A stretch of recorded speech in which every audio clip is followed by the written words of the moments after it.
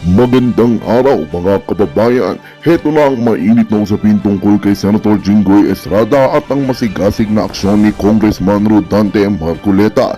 Sa isang mainit na session sa Kongreso, walang nagawa si Senator Jinggoy Estrada nang bigkasin ni Congressman Rodante Marcoleta ang mga mabibigat na paratang laban sa kaniya. Sa gitna ng talakayan, maring inutos ni Congressman Rodante Marcoleta ang pagsisiyasat sa ilang proyekto na umano'y may kinalaman si Senator Jinggoy. Sa kaniyang talumpati, binigyan diin ni Marcoleta ang ilang dokumento at ebidensya na nagpapakita ng mga umano'y katiwalian at irregularidad. Bistado ko na ang madiing pahayag ni Marcoleta na umalingaw-ngaw sa buong kapulungan na siyang nagpasiklab ng interes at diskusyon mula sa mga kapwang mampabatas at sa publiko. Samantala, agad namang itinanggi ni Senator Jinggoy ang mga paratang at nagsabing ito'y isang paninira lamang sa kaniyang pangalan. Ayon sa kaniya, handa siyang harapin ng anumang imbestigasyon upang linisin ang kaniyang pangalan. Abangan ang susunod ng kabanata sa balitang ito dahil tiyak na marami pa tayong matutuklasan sa hinaharap. At yan nga ang balitang ating pagkakatutukan. Ngunit bago ang lahat, siguraduhin mag-subscribe at hit ang notification bell para sa patuloy na pagtutok sa mga sulyap ng bagong balita sa tunay na boses ng masa.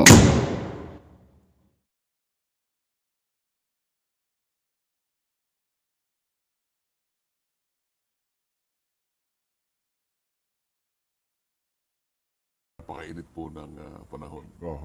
Pinag-uusapan namin kasi kayo na Kong, yung statement nitong si Jonathan Morales, yun daw nagbulgar nung PDEA document leaks. Ang Kamara ho ba, wala siyang planong imbitahan din? Wala kayo narinig. Pa kasi Senado mukhang pangatlo ata sa Lunes, maiimbitahan na naman daw nila. So ano bang dapat na gawin doon? Nagtataka nga po ako kung hindi ko naman alam kasi yung resolusyon, ang unang layunin ng investigasyon ay yung Alitagtag Drug Hall.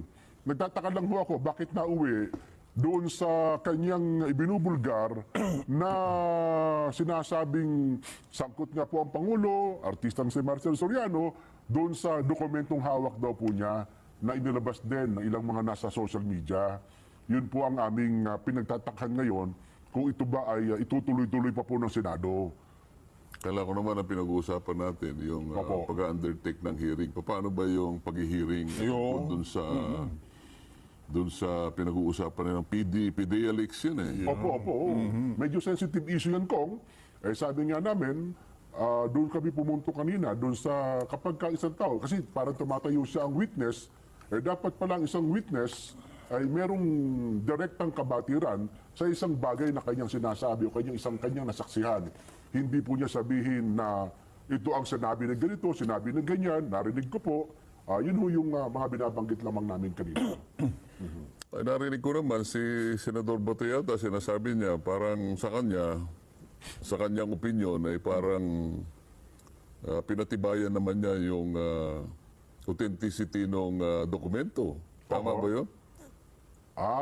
Hindi ko lang po narinig. Baka yung panghuling itong hearing. Kasi ako nakikinig dyan, ang sinasabi ng iba, hindi totoo yan, produkto yan ng artificial intelligence. Ngayon, siguro physical examination nung dokumento, nakikita nila na talagang sinerox mula sa isang original, pati raw yata yung butas ng puncher. Na kung saan ito pala naka-file na pero mukhang nung kinuha, isinerox, kaya pati yung butas nakuha, di ba? Yung butas na po. Maliwanag sabi nila, hindi naman magiging produkto ng ng artificial intelligence. Pati yung butas ng puncher. Talagang galing na sa isang original document. Okay. Kaya lang nananatiling Xerox yata yun, di ba? Opo. Pero alam mo, sa law on evidence, meron namang pagkakataon na yung isang secondary evidence. Kasi ang tawag na dyan, secondary evidence na lang eh. Okay, opo. Paano mo may establish yan na maging isang ebidensya na pwedeng tanggapin? Ay, magiging tanggap-tanggap. Dapat yun ang issue eh. Oo. Bago sila magpatawag ng kung sino-sinong personalidad, i-determine muna nila sa magitan ng mga umiiral na patakaran kung paano may establish na yung dokumento na yon ay talagang pwedeng tanggapin bilang isang valid at at isang mapagbabasihang ebidensya. Opo. Pagkatapos nun, tsaka na lang kayo magpatawag. O ito, valid na to, authenticated Ayun, na to. nagpo-check na. Tsaka tayo magpatawag. Ano bang nilalaman itong dokumentong ito? Opo. Sa ngayon kasi, tama naman yung sinasabi ng iba na ito ay dapat nanggaling sa personal knowledge nung nag-ulat. Mukhang yung testigo ngayon na parang former officer ng PIDEA Opo. ay gumawa lang ng ulat base sa informasyon na natanggap niya sa kanyang confidential informant. Yes, opo. Informante Sa mga na po tweet, niya. ang nakakaalam lahat nun na merong personal knowledge ay yung Informante po confidential niya. informant. Yes po. Sa mga tweet, kailangan lumitaw yon. Okay. Kaya lang, sa nature kasi ng trabaho ng isang informant, talagang hindi siya dapat na ipinakikilala. Mawawalan, Nakatago talaga po yun. mawawalan ng kahalagahan ng kanyang trabaho. Mawawalan ng saysay ang kanyang pagkatao sapagkat hindi na siya confidential informant. Oho. At kahit kailan, wala nang maniniwala sa kanya. Sino mang gumamit sa kanya, Wala. at isiniwalat, hindi na rin siya maniniwala doon sa nagsiwalat. Sapagkat ang usapan nila, ikaw naman kanya, di ba, confidential informant nga ako eh. Oho. Tumutulong nga ako sa inyo eh. Oho. Kaya lang, ang nangyari, hindi napatibayan sapagkat hindi yata natuloy yung operation. Opo. May pimigil daw. So yun ang issue, di ba? Yes, may pumigil daw. Kasi po kung sa yun ay isip, natuloy, Opo. napagtibay kahit na hindi na darating yung confidential informant. Opo. Kasi talaga Halimbawa, nagkaroon ng kung operation. itinuloy yun, base kasi sa mga nakalap, okay na tayo. Opo. Mukhang may pinagsasaligan na tayo. Sige, ituloy ang operation. Oho. Kaso, ang sinasabi, may pumigil daw, o hindi natuloy. Sa makatwid, talagang yung piece of document na yon ang pinaka-bone of contention. Okay, tama po. Ito ba ay paninimulan ng isang makahulugan at makabuluhang pagsisiyasat? Paano natin gagawin ito? Paano natin i-establish ito Oo. na isang valid piece of evidence? Oho. Kasi kung hindi natin ma-establish na gano'n, huwag na natin ituloy ito. Wala namang kapupuntahan ito. Di ba? Nga po. Sa pagsikapan nila, sa pamagitan ng kanilang mga kaparaanan, kung paano na yung secondary evidence ay ma-establish na isang katanggap-tanggap na ebidensya. Ayun, opo. Kasi O ginagawa naman namin yun. Halimbawa, kahit sinong merong karanasan sa legal or trial practice, kapag ang nakuha niya ay Xerox copy lang, Opo. gagawa siya ng paraan yun para yun ay tanggapin ng korte. Sapagkat yun ay isang napakatibay na dokumento para sa kanya. Oho. Sapagkat ilalaban niya yung kanyang kaso eh. Totoo po. Kapag ka yung ano na yun, yung ebidensya na yun ay hindi tinanggap ng korte, hihina yung kanyang posisyon. Oho. Mapasaan man siya, mapadepensa o mapaprosecution. Oho. Kaya gagawa siya ng paraan, kahit na yung ebidensya na may Xerox copy, i-establish niya as a secondary evidence. Ayun. Kaya nung tanungin po, Kong, yung Director General ng Philippine Drug Enforcement Agency, Director General Lasso, parang tinanong sa kanya, ano ba masasabi mo dito sa dokumento na binabanggit itong si Jonathan Morales? Ang naging sagot po niya hindi ko po masagot kasi, Your Honor, dahil sa una bes, wala po kaming ganyan Naninindigan po ang pamunuan ng PIDEA na walang ganung dokumento, walang ganung record, kaya hindi niya masagot kung totoo o hindi totoo yung sinasabi po ng mga nagtatanong sa kanya. Base naman doon sa mga pagtatanong sa kanya, pinatibayan niya yung mga sasakyan nakapirma, nakalagay doon mga sasakyan nga nila yun. Ayun na nga po, yung mga ginamit Kaya na nga, vehikulo. merong parang may mga basihan na pwedeng mapagsaligan na merong katotohanan yung binabanggit. Hindi nga lang natuloy. Ayun. Ngayon, kung sasabihin niyang wala yun, ayun lang mga pwede niyang gawin. Opo. Na wala. Saan ang galing ito kung wala? Kung walang pinag-xerox na original, saan ang galing ito? Oho. Yung pinatibayan ng chairman na, ako kanya kinikilala ko na totoo itong... May dokumentong ganun. May dokumentong gano'n. Ang Okay. problema nga lang, hindi na isa sa paraan kasi sa pag-authenticate nung ng dokumento Oo. na sa ngayon ay parang secondary evidence pa lang, kailangan mapagkumparahan eh. Ayun. Pagkatapos lahat ng mga tao na may kinalaman doon, tatawagin mo, o may pirma itong, kunyari may pirma ang report na yon. Opo. Ito pangalan nito, ang pangalan ay Nelson Lubao nakalagay. Ayan. At merong pirma sa taas ng Nelson Lubao. Ikaw ba ang pumirma nito? Opo kanya. So ma-authenticate. Kahit nasa Xerox copy ngayon, Oo. ay totoo ito, in-authenticate niya eh, kinilala.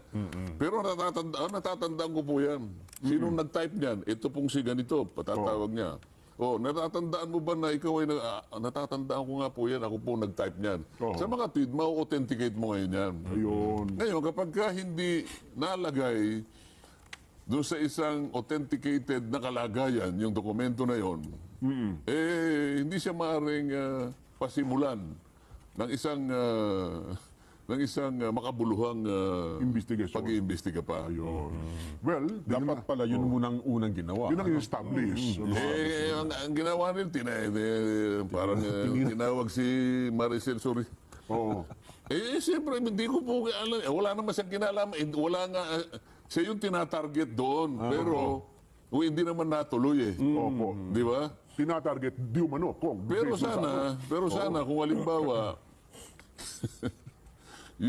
yung sanang informant na yon, Opo. meron siyang sinabi na tungkol na maring sinabi ni Maricel Soriano. Halimbawa lang ito, hindi ko naman alam kung ano yung extent, hindi ko pa naman nakita yun. Pwede mo ngayon tanongin siya base ng kasulat doon. Opo. O kapag sinabi niya, sinabi ko nga po yan. Kahit pa paano, merong kaugnayan. Marang nauugnay. Doon mo pa lang siya pwedeng ipatawag. Ayun. Pero kung hindi naman natuloy yung operation, pagkatapos tatawagin mo siya ron. Oo. Ano naman ang maihintay mo sagot? Di-deny niya lang yun. Kaya nga po, nung tinanong si Morales, nakita mo ba mismo yung mga personalidad na binabanggit mo diyan? Ay, hindi po. Yun po ang sinabi ng aking informante. Yun, doon sila nagkaroon pa. Hindi niya nakita ng personal, pero yun daw po ang Maliban na kinuwento lang, sa kanya. halimbawa, kung magpapakabayani yung confidential informant, Ay, ibang usapan yun. na lilitaw siya, sabi niya, habang ako po'y nakikinig sa inyo pong mga investigasyon, Oo. naiipit po kanya si Morales na ang pinanggalingan po lahat ng kanyang mga pinagsusulat dyan at report na yan, na ako po. Ayun. Kaya ako po'y nakonsensya.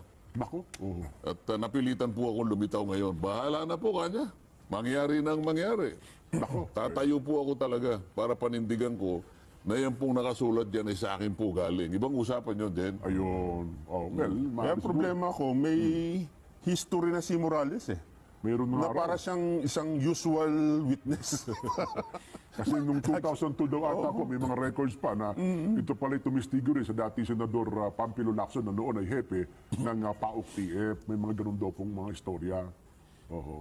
Istorya lang yun. O, yun na nga po. Nakita ko naman, tinanong, kasi nakikita ko si Senador Jinggoy. Opo. Ikaw pala may asuntong ganito, tsaka ganyan, tsaka ganito, tsaka ganyan. Opo, opo. Hindi ka, parang questionable ka niyang pagkatao. Parang, hindi naman dapat ganun eh. Kasi, bakit hindi siya sumagot? Kayo nga po, di ba? Kayo nga po, may kaso, hindi ba? Hindi ibig sabihin, pareho po tayo ng kalagayan. Baka nga mas ano pa po kayo eh. Kasi ako po, nilalabang ko po, pero kayo may tapos na po yata. Meron po yata kayo. Hindi ba? Opo. Mabuti nga, hindi ganun ang sinagot eh. Pero magaling talaga magsalita kasi si Hindi Morales. pwedeng gano'n. Hindi pwedeng gano'n. Kahit na, alam mo, pag ikaw ay wala pang conviction o hindi pa napatutunayan, mananatili yung presumption ng innocence. Ganun ang presumption natin eh. Mananatili yung presumption of innocence until proven otherwise. Ayan, Pag na-prove ko na convict ka, so dun lang mawawala yung innocence. Pero habang wala at di na-establish yun, nananatili kang walang kasalanan. Huwag mong hatol ng yung kapwa. Baka sila At naman sabi ito. pa, sa yung Supreme Court nga, pag ang pinag-uusapan naman ay karapatan, kahit na the most despicable criminal Opo. is entitled to due process. Hindi ka nagpa-drug test, inaamin mo bangag ka, inaamin mo user ka. Ganun kasimple. So, problema mo yun, hindi namin problema yon. Kasi, sasabihin ninyo, magmamatigas kayo na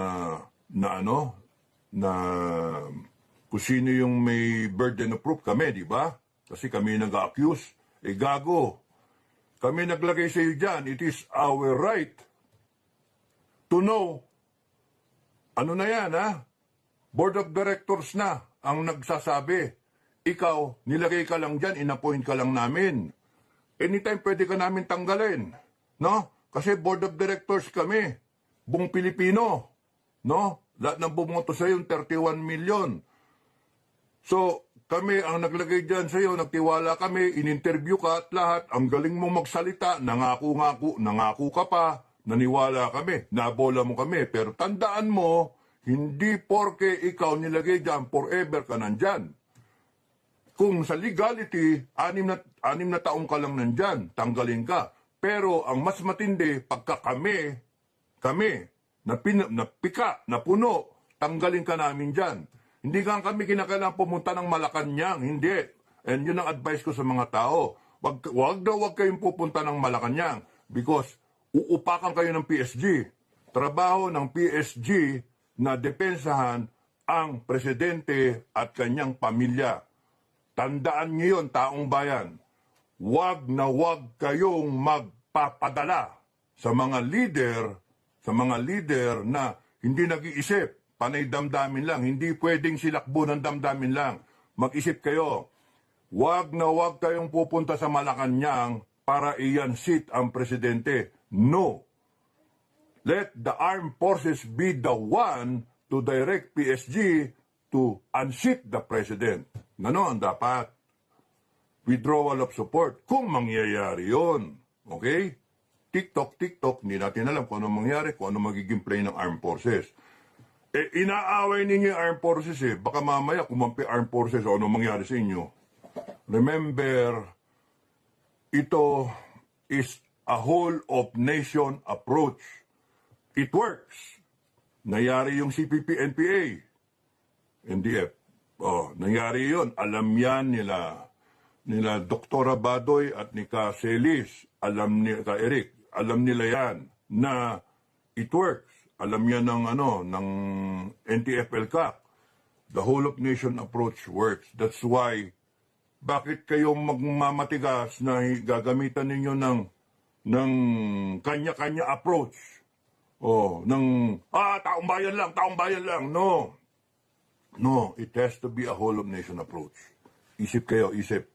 Kaya maling-mali yung marcha na sa Malacanang. May nadidinig akong ganun eh. Puntahan na ang Malacanang. Iyan, shit. Huwag kayong magpapaniwala sa aming mga vlogger o kaya sa aming mga nag-iingay o kaya sa mga ibang leader na mamaya pagka nandiyan na, iisipin, marami na to. Tara, punta tayo Malacanang. Ganyan na ganyan ang nangyari nung EDSA 3. Actually, EDSA 3 na yun noon eh. Nandun din ako. Sumisigaw ako doon. Walang pupunta ng Malacanang. Ay, nako, nagpuntahan ng Malacanang. Nandun pa nagsalitaan yung mga senator eh. Nandun, nag-aanuhan pa. Tapos nun nag-aanuhan, na-agitate yung mga tao. Punta, marcha sa Malacanang. Kay panahon ni Gloria Arroyo to. Ayun, punta sa Malacanang. Marcha sila. Sinalubong sila PSG. Ratatatat. Ayun, sunog yung ABS-CBN na pick-up pick-up truck nila. And then wala nangyari. So, maling-mali nga yung lulusob kayo sa Malacanang. The PSG will be forced to defend the president and family. At the same time, defend themselves. So, hayaan nyo lang, mag-swell kayo na mag-swell. Kung gusto nyo mag-rally, mag-swell kayo na mag-swell, dumami. I'd rather na pick mas magandang ang mas magandang target is yung Congress at yung Senate. Wag yung doon. And then it will follow.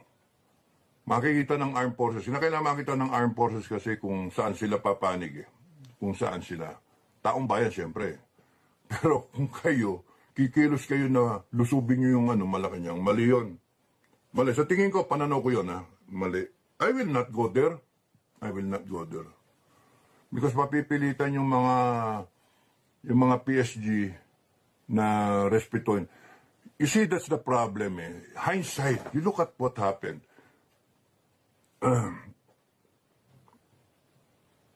Yung ginawa ng mga Rangers sa Makati was right. No, was right. Historically speaking, it was right. Because it led the Cory government to negotiate, appoint 6 people. Uy, isa ako dun, isa ako ron. A first lieutenant at that, no? To appoint 6 people. In fact, wala nga nun eh. Wala. Confused ng gobyerno eh. Why? Tinake over yung Makati. Okay. And by accident yun. By accident. Kasi, nasa Port Bonifacio, binanatan yung ibang ranger doon sa Green Hills, nagkabanatan, lumusob sila sa Aguinaldo. Okay? Mali. Bakit?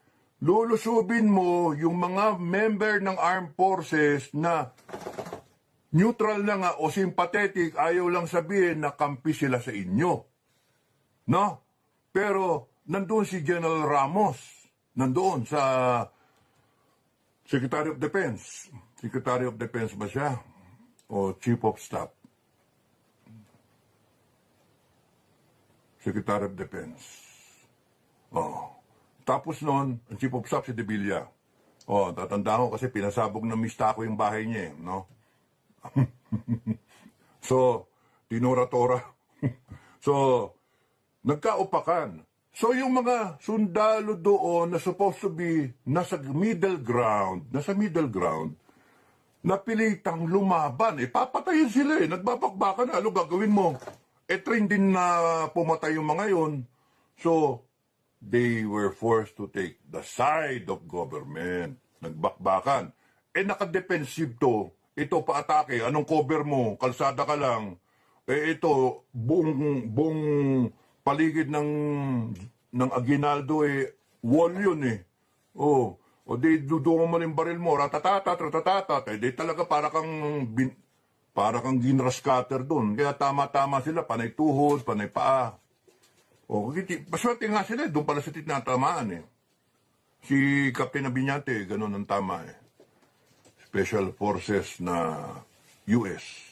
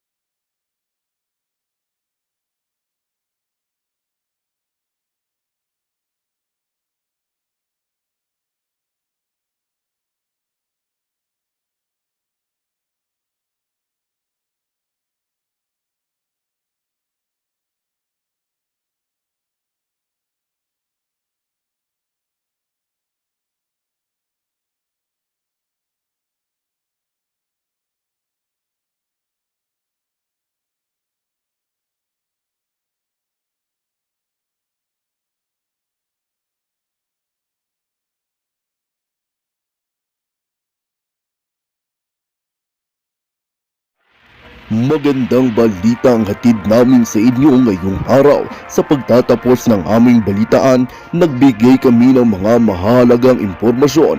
Maraming salamat sa pagtutok at pagsuporta sa aming programa. Huwag kalimutang manatili sa mga susunod na araw para sa mga bagong balita at mga kwento na dapat nating abangan.